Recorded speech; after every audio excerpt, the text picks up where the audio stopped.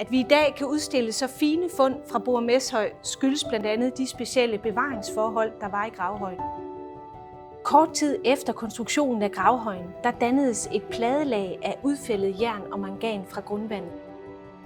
Og her i udstillingen, der ser vi pladelaget som en kuppel hen over kisterne.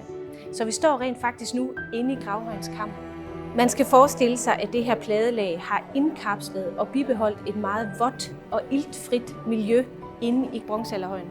Og det har forhindret metallerne i at korrodere og delvist forhindret bakteriel nedbrydning af blandt andet trækisterne. Men selvom træet så friskt ud, da man åbnede gravhøjen, så ville det smuldre væk, hvis ikke man konserverede det.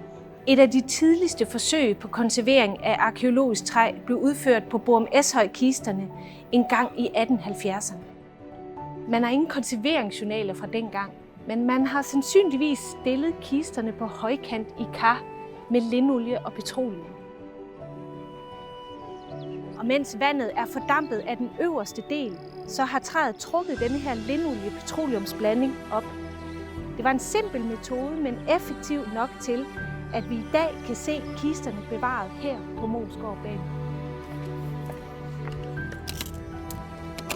Hvis man fandt egetræskisterne fra Eshøj i dag, ville man imprægnere træet med en kunstig vandopløselig voks, kaldet PG.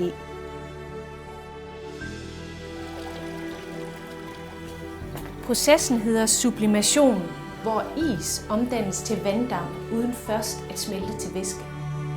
Og på den måde forhindrer man et kollaps af de meget nedbrudte træceller, og man minimerer svind og revner i overfladen. For det er jo netop overfladen, der er så vigtig, og hvor vi finder spor efter forarbejdning. Og det kan fortælle os, hvilke redskaber man har brugt.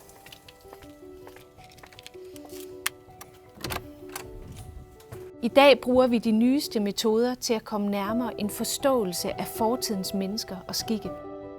Det gælder både, når vi foretager nye udgravninger, men også når vi ønsker at blive klogere på de fund, der blev udgravet for over 100 år siden. Så på baggrund af enestående bevaringsforhold og moderne teknik kan vi nu på Moesgaard formidle ny viden om de mennesker, der blev gravlagt i Borum Eshøj for over 3.300 år siden.